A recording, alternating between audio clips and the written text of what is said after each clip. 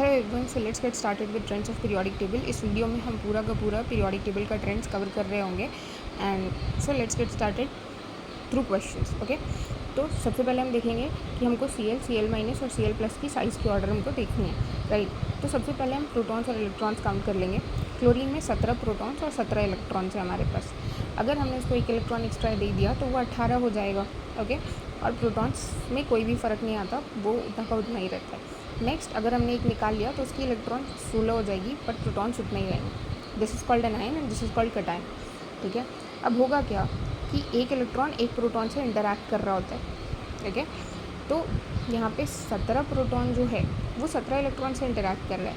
यहाँ पे 17 proton 17 electron से इंटरैक्ट कर रहा है, बट स्टिल हमारे पास एक इलेक्ट्रॉन खाली बच जाता है। फिर उसके बाद यहाँ पे 16 प्रोटॉन 16 इलेक्ट्रॉन से इंटरैक्ट कर रहा है, बट एक प्रोटॉन ज़्यादा हो जा रहा है। तो अगर प्रोटॉन्स ज़्यादा हो जाते हैं तो न्यूक्लियस पावर ज़्यादा हो जाती है, उसकी वजह से अट्रैक्शन बहुत ज़्यादा हो जाता है और साइज़ हमारी कम हो जाती है। और वैसे भी इतना झमेले में नहीं पड़ना है, तो सिंपली याद रखो size is directly proportional to negative charge and inversely proportional to positive charge, ठीक है। तो साइज़ की ऑर्डर Cl माइनस की ज़्यादा, फिर Cl की, और सबसे कम हमारी Cl प्लस की हो जाएगी। इस तरीके से Li प्लस Na प्लस और K प्लस की अगर हम बात करें तो इसकी हमको आयनिक साइज़ देखनी है।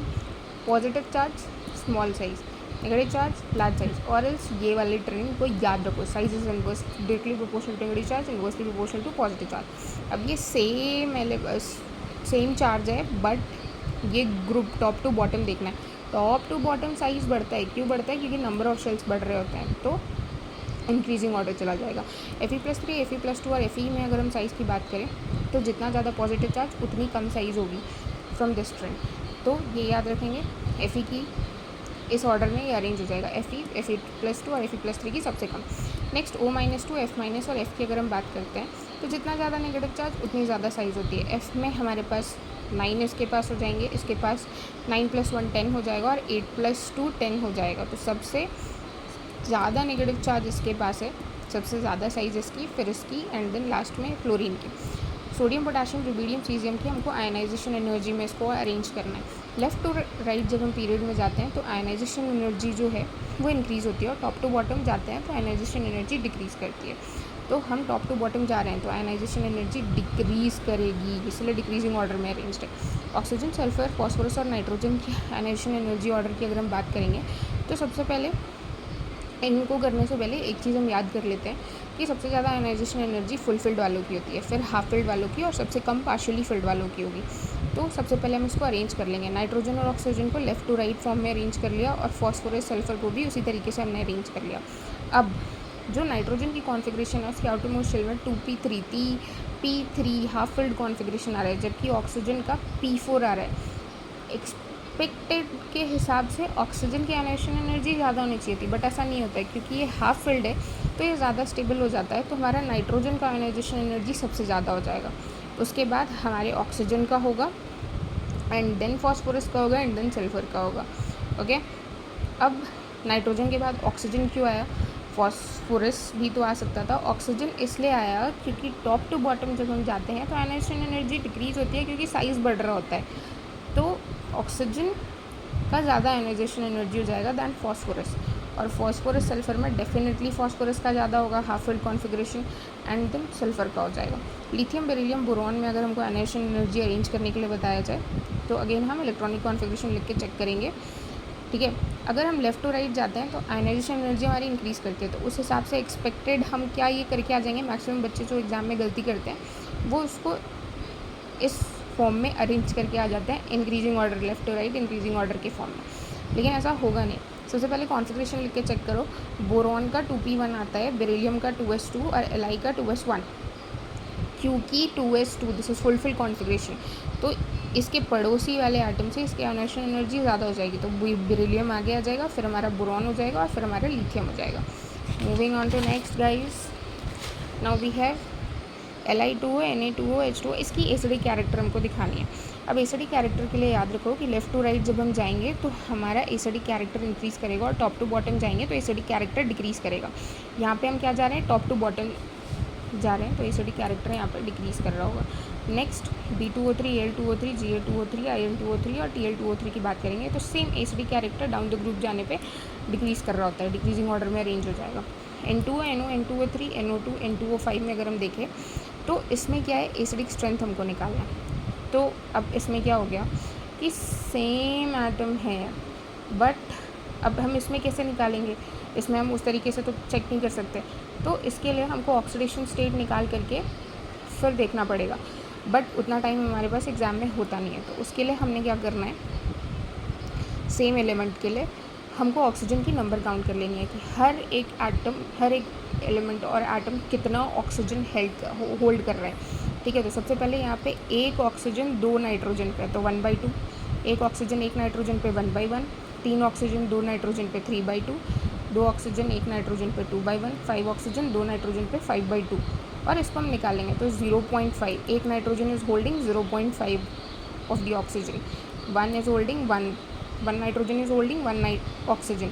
तो उस तरीके से ये इंक्रीजिंग ऑर्डर में जा रहा है, तो जितना ज़्यादा ऑक्सीजन उतनी ज़्यादा एसिडिक स्ट्रेंथ। तो सबसे ज़्यादा N2O5 की, फिर NO2 की, फिर N2O3 की, फिर NO की, फिर N2O की। नेक्स्ट P2O3, P2O4, P2O5 में सेम वही काम करना है, हमें ऑक्सीजन चेक करना है। तो O5 3/2, 4/2, 4/2, 5/2, तो अगेन इंक्रीजिंग ऑर्डर में जा रहा है ऑक्सीजन हमारा, तो सबसे ज़्यादा P2O5, P2O4, देन P2O3 का हो जाएगा। नेक्स्ट MnO, Mn2O3, इसमें भी हमको एसिडिक स्ट्रेंथ चेक करना है। अगेन हम नंबर ऑफ़ ऑक्सीजन निकाल लेंगे, जैसे ही हम नंबर ऑफ़ ऑक्सीजन निकालेंगे विल सी कि इसके पास 1, इसके पास 1.5, इसके पास 2, इसके पास 3 और इसके पास 3.5 हो रहा है, तो इंक्रीजिंग ऑर्डर में चला जाएगा। नेक्स्ट है हमारे पास CaO, PbO2, SO3, Cl2O7, इसकी एसिडिक स्ट्रेंथ हमको निकालनी है। तो एक चीज़ याद रखेंगे, लेफ़्ट टू राइट जब हम जाते हैं तो नॉन मेटालिक कैरेक्टर हमारा इंक्रीज़ कर रहा होता है, तो नॉन मेटालिक कैरेक्टर इंक्रीज़ कर रहा है तो एसिडिक कैरेक्टर इंक्रीज़ कर रहा होगा, तो ये इंक्रीजिंग ऑर्डर में चला जाएगा। नेक्स्ट HF, HCl, HBr और HI, इसकी एसिडिक स्ट्रेंथ निकालनी है। अब मैंने आपको बताया था कि लेफ़्ट टू राइट जाने पे एसिडिक कैरेक्टर इंक्रीज़ करता है, टॉप टू बॉटम जाने पे डिक्रीज़ करता है। अब ये फ्लोरीन, क्लोरीन, ब्रोमीन और आयोडीन टॉप टू बॉटम जा रहे हैं, तो एसिडिक कैरेक्टर्स का डिक्रीज़ करना चाहिए था, बट ये इंक्रीज़ कर रहा है। याद रखेंगे हाइड्राइड्स में acidic character left to right जाने पे भी इंक्रीज़ करता है, टॉप टू बॉटम जाने पे भी इंक्रीज़ करता है, तो इसलिए ये इंक्रीजिंग ऑर्डर में अरेंज हो जाएगा। दिस इज़ एन एक्सेप्शन जो कि हम याद रखेंगे, चाहे किसी की भी हाइड्राइड हो, टॉप टू बॉटम जाओ या लेफ़्ट टू राइट जाओ, एसिडिक कैरेक्टर इंक्रीज़ करेगा। लेकिन नॉर्मली तो क्या होता है, acidic character top to bottom जाने पर डिक्रीज़ कर रहा होता है। नेक्स्ट ऑक्साइड है हमारा कार्बन फैमिली में, ओके, तो इसमें एसिडिक स्ट्रेंथ ऑर्डर निकालना है। हमको पता है टॉप टू बॉटम जाने पे एसिडिक कैरेक्टर डिक्रीज़ करता है, डिक्रीजिंग ऑर्डर में अरेंज हो जाएगा। नेक्स्ट हमारे पास N2O3 और N2O5 है, इसका आंसर आप कमेंट सेक्शन में कमेंट करोगे। Okay, moving on to next Sp2O3 and Sp2O5, same number of oxygen हमको काउंट कर लेना है। इसके पास ज़्यादा ऑक्सीजन है और इसके पास कम है, तो इसकी ज़्यादा हो जाएगी। P4O6 और P4O10, डेफिनेटली इसके पास ज़्यादा ऑक्सीजन है और इसके पास कम है, तो इसकी एसिडिक कैरेक्टर ज़्यादा हो जाएगी, इसकी कम हो जाएगी। नेक्स्ट हमारे पास LiH, NaH और KH आ जाता है, इसकी एसिडिक स्ट्रेंथ निकालनी है। अब हमारे हिसाब से तो इसकी एसिडिक स्ट्रेंथ जो है वो टॉप टू बॉटम जाने पे कम होनी चाहिए थी, बट ये इंक्रीज़ इसलिए कर रहा है बिकॉज दे आर हाइड्राइड्स, और हाइड्राइड्स में क्या होता है, लेफ़्ट टू राइट जाओ चाहे टॉप टू बॉटम जाओ, एसिडिक कैरेक्टर दोनों ही केस में इंक्रीज़ करता है। नेक्स्ट B2H6AlH3, सेम आल हो जाएगा, हाइड्राइड्स है, डाउन द ग्रुप जाने पे एसिडिक कैरेक्टर इंक्रीज़ करेगा, चाहे लेफ़्ट टू राइट जाओ चाहे टॉप टू बॉटम जाओ, एसिडिक कैरेक्टर इंक्रीज़ ही करता है। SO3, SeO3, TeO3, अब ये क्या है, ऑक्साइड्स हैं, ठीक है, तो इसमें एसिडिक स्ट्रेंथ हमको निकालना है। इसमें नॉर्मली चलता है, टॉप टू बॉटम जाने पे एसिडिक कैरेक्टर डिक्रीज़ करता है, लेफ़्ट टू राइट जाने पे एसिडिक कैरेक्टर इंक्रीज़ करता है, तो ये डिक्रीजिंग ऑर्डर के फॉर्म में अरेंज हो जाएगा। Next we have CH4, SiH4, GeH4 and SnH4, क्योंकि हाइड्राइड्स हैं तो टॉप टू बॉटम जाने पे एसिडिक कैरेक्टर इंक्रीज़ करेगा। NH3, PH3 और ASH3 में एसिडिक स्ट्रेंथ हमको निकालना है। हाइड्राइड्स हैं, टॉप टू बॉटम जाने पे एसिडिक कैरेक्टर इंक्रीज़ करेगा।